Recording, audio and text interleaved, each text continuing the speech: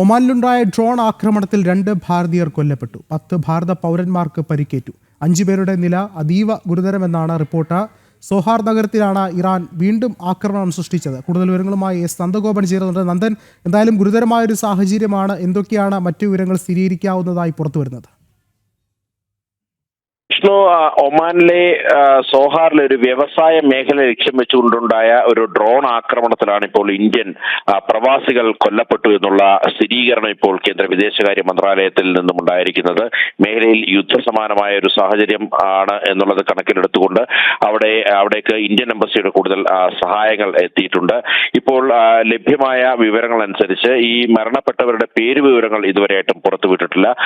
ആകെ 11 പേർക്ക് പരിക്കേറ്റിട്ടുണ്ട്. 10 പേർ അതിൽ ഇന്ത്യക്കാരാണ്. ഇതിൽ 5 പേർക്ക് പ്രാഥമിക ചികിത്സ നൽകി ഡിസ്ചാർജ് ചെയ്തു. ബാക്കിയുള്ള 5 പേർ സോഹാറിലെ ആശുപത്രിയിൽ ഇപ്പോൾ ചികിത്സയിൽ തുടരുകയാണ് എന്നുള്ളതാണ് കേന്ദ്ര വിദേശകാര്യ മന്ത്രാലയം വ്യക്തമാക്കുന്നത്.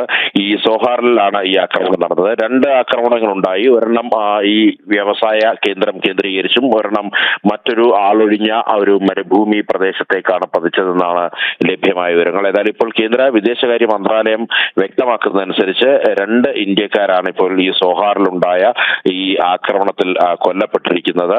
ആകെ 11 പേർക്ക് പരിക്കേറ്റിട്ടുണ്ട്. ഇതിൽ 10 പേർ ഇന്ത്യക്കാരാണ്.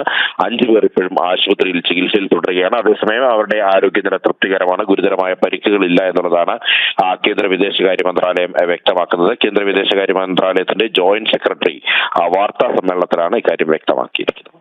ശരി, എസ് നന്ദഗോപനാണ് വിവരങ്ങൾ നൽകിയത്.